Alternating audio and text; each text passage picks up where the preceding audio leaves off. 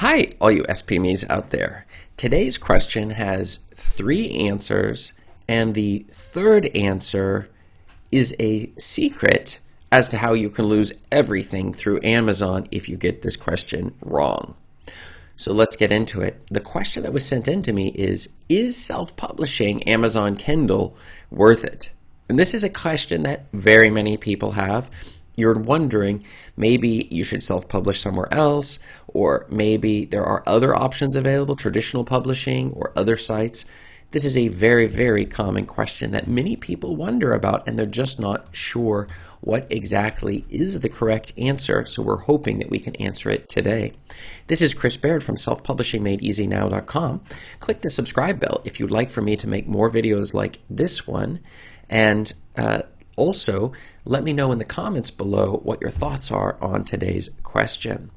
So, is self-publishing Amazon Kindle worth it? Well, when I first started publishing books I started on Amazon Kindle. That was exactly the place that I started. I found that initially it's very threatening. It seems like an awful lot of work. It seems like you're not sure. You haven't done it before. What are Mobi files? How do you get covers created? Descriptions and keywords. And there's just so many things that you're going to try to figure out during this process. And when I was going through it, I found it very stressful. I found it tried to push me to not make progress on a regular basis because I was like, well, maybe I'll need to think about this, or maybe you need to take some more classes, or maybe you need to read some more books on the subject. There's lots of reasons why when you first get into Kindle publishing, you're just not sure a little bit upon whether this is the right route for you, whether it's going to be easy. But for me, I found that it was the correct route.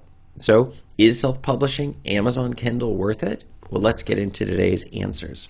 So the first answer is yes, it is definitely worth it. And as we say, number 2, there is no place that is easier to start with a bigger market than Amazon Kindle. You've got an enormous sized market with tons of people with their credit cards already connected to the account.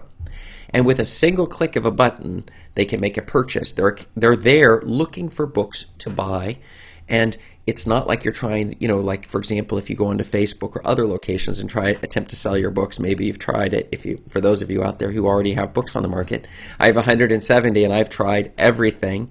If you look at all the books that I've thrown out onto the market, you'll see that some of them sell better than others.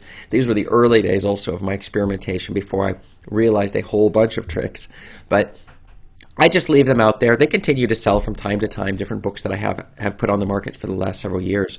And so not a bad thing. But the fact is yes, they do sell there. The market is enormous. And so this is something you are definitely going to want to do when you're first getting going, is to get your books onto Amazon. But that brings us to our secret answer of the day. 2, is self-publishing Amazon Kindle worth it? And the answer is not only yes, it is, but you shouldn't just stop at Amazon. Even if it's the best, the problem is that Amazon is notorious for shutting down accounts, and they do not want to give you a reason to why they did it. So they have done this to many people where they'll just freeze the account and tell you violated the terms and agreements. It's usually a robot that does the check, and then they'll inform you later that, we won't tell you what you did, because if they did, you could sue them or something like that. And in the terms of agreement, it's that you will, by forced arbitration, that's how they will resolve it, which means they can even keep it secret to what the reasoning was and whether or not, whatever. So you're not going to be able to bring in a bunch of lawyers or whatever in order to straighten it out. And they control it. You are sharecropping with Amazon. It's their field. They determine the rules. Now, they are a huge field with lots of customers, people who want to come and buy what you're growing or these books that you're putting out there. But at the end of the day, they can shut the account down, and there's almost nothing you're going to be able to do to get it back reinstated. Now, I would say if you ever get a threat from Amazon, you need to respond immediately to it, okay?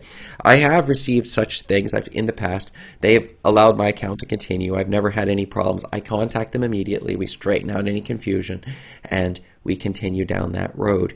And so, but I've had friends also and other self-publishers who just see their accounts completely freeze out as a result of they violated something. They may not even understood what they violated, and before they know it, all of their revenue is gone. So you're going to want to take your books even though you start on Amazon and you're going to spread them out to these other locations. For example, Smashwords, if you're not on KDP Select, which I would suggest doing so that you can run ads against your Kindle books.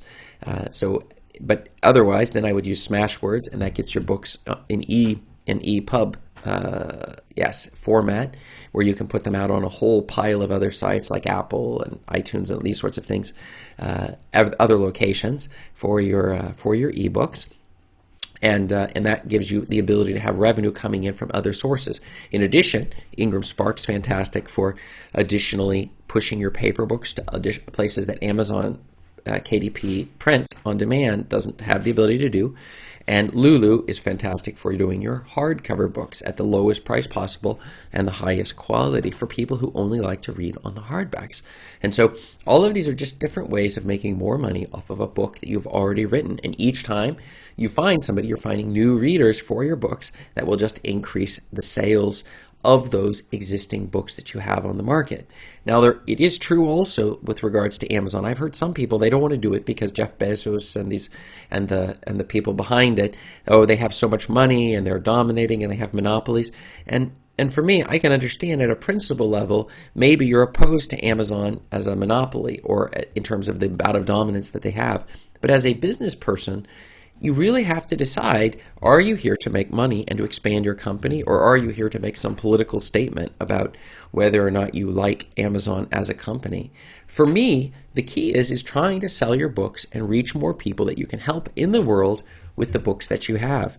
And if that's the scenario, then we should be willing to sell our books no matter where they are, no matter which website, no matter who's selling those books. There's no reason we should boycott making money. In reality, we hurt ourselves.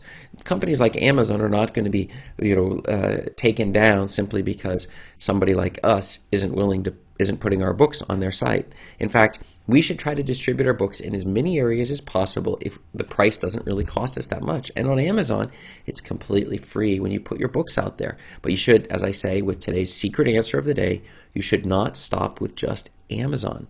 You need to make sure that it's on these other locations so that if Amazon were to shut down or freeze your revenue, I saw somebody once who, because they were messing with their prices, they had pulled in $40,000 in 1 month, and Amazon decided, because they didn't like how they were adjusting their prices too often, even though Amazon could have stopped that, but digitally with their computer program, they decided to let them adjust the prices.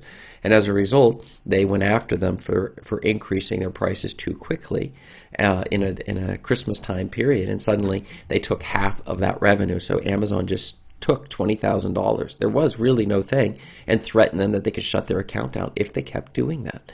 And so this is something to definitely keep in mind. You want the money coming in from other accounts, but Amazon, for me, is clearly the winner. So is self-publishing Amazon Kindle worth it?